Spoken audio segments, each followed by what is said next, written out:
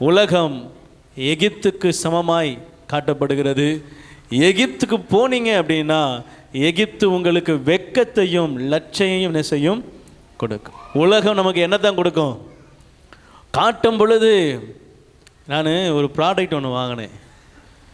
செல்லை பார்க்கும்போது பிரம்மாண்டமாக இருந்துச்சு, நல்ல சூப்பராக பல அழகாக பார்க்க நீட்டாக இருந்துச்சு, நல்ல அழகாக இருந்துச்சு.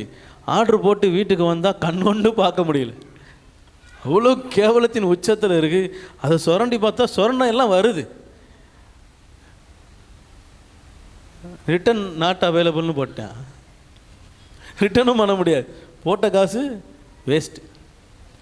பார்க்க பளபளப்பாக தோன்றுறது, பார்க்க பிக்சர் என்னவோ என்ன செய்யுது, ஆமாம் இந்தான்னு காட்டுறான், ஆனால் வந்தது என்னது, ஆமாம் கண்கொண்டு பார்க்க முடியல.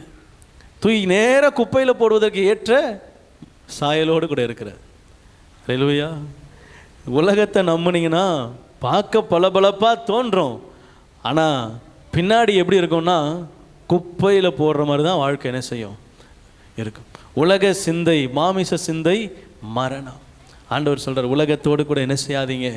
ஆமாம், நீங்கள் உலகத்துக்கு கூட போயிட்டீங்க அப்படின்னா இங்கே உலகத்திலிருந்து வருகிற ஆசீர்வாதங்களை பாருங்கள். என் வாக்கை கேளாமல், கர்த்தர் சொல்லுகிற வார்த்தையை கேளாமல் விசுவாசிக்காமல் பார்வோன் பலத்தினால் பலப்படவும், உலகத்தில் போய் ஆசீர்வாதங்களினால் பெற்றுக்கொண்டு உலகத்தில் இருக்கிற நன்மைகளால் நிரப்பப்பட்டு உலகத்தில் வாழ்ந்து உலகத்தை சார்ந்து உலகத்தோடு கூட ஐக்கியம் இப்படியே நான் வாழ விரும்பினால், உலகத்தின் பார்வோனின் பலத்தினால் பலப்பட நான் விரும்புவேன் என்று சொன்னால், எகிப்தின் நிழலுக்குள்ளே நான் மறைந்து கொள்ள, எகிப்தின் செட்டையினுக்குள்ளே நான் உள்ளே போக விரும்புவேன் என்று சொன்னால், ஆண்டவர் சொல்றாரு, உங்களுக்கு ஐயோ, பார்வோனுடைய பலன் உங்களுக்கு வெட்கமா இருக்கும், எகிப்துடைய நிழல் உங்களுக்கு லட்சையை உண்டு பண்ணும், அது உங்களுக்கு பின்னாடி ரொம்ப வருத்தத்தையும் கஷ்டத்தையும் கொண்டு வந்து என்ன செய்யும் கொடுக்கும். ஆனால் கர்த்தரை தேடுகிறவர்களுக்கோ ஒரு நன்மையும் குறைவு. சிங்கக்குட்டி கூட தாழ்ச்சி அடைந்து பட்டினியாக கிடந்துடும், கர்த்தரை தேடுகிறவர்களுக்கு ஒரு நன்மையும் குறைவுபடாது. அல்லேலூயா.